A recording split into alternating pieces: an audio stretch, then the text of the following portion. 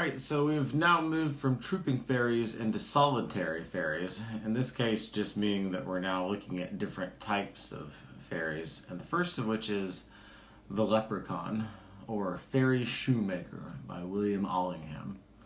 And this is in 3 parts. Part 1. Little cowboy, what have you heard up on the lonely rath's green mound? Only the plaintive yellow birds sighing in sultry fields around. Chary, chary, chary, chee-ee. Only the grasshopper and the bee. Tip-tap, rip-rap, tick-a-tack-too. Scarlet leather sewn together, this will make a shoe. Left, right, pull it tight, summer days are warm.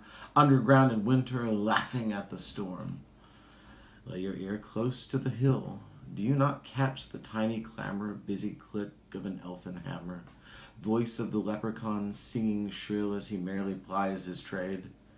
He's a span and a quarter in height. Give him in sight, hold him tight, and you're a made man. Part 2. You watch your cattle the summer day, sup on potatoes, sleep in the hay. How would you like to roll in your carriage, look for a duchess's daughter in marriage? Seize the shoemaker, then you may. Big boots a-hunting, sandals in the hall. White for a wedding feast, pink for a ball. This way, that way, so we make a shoe. Getting rich every stitch, tick-a-tack-too. 99 treasure crocks, this keen miser fairy hath. Hid in mountains, woods, and rocks, ruin in round tower, cave, and rath. And where the cormorants build, from time of old guarded by him, each of them filled full to the brim with gold. Part 3. I caught him at work one day myself, in the last castle ditch where foxglove grows. A wrinkled, wizened, and bearded elf, spectacles stuck on his pointed nose, silver buckles to his hose, leather apron, shoes in his lap, rip-rap, tip-tap-tip-ta-too. A grasshopper on my cap, away the moth flew. Buskins for a fairy prince, brogues for his son. Pay me well, when the job is done. The rogue was mine beyond a doubt. I stared at him, he stared at me. Servant, sir, hump, says he, and pulled a snuff box out.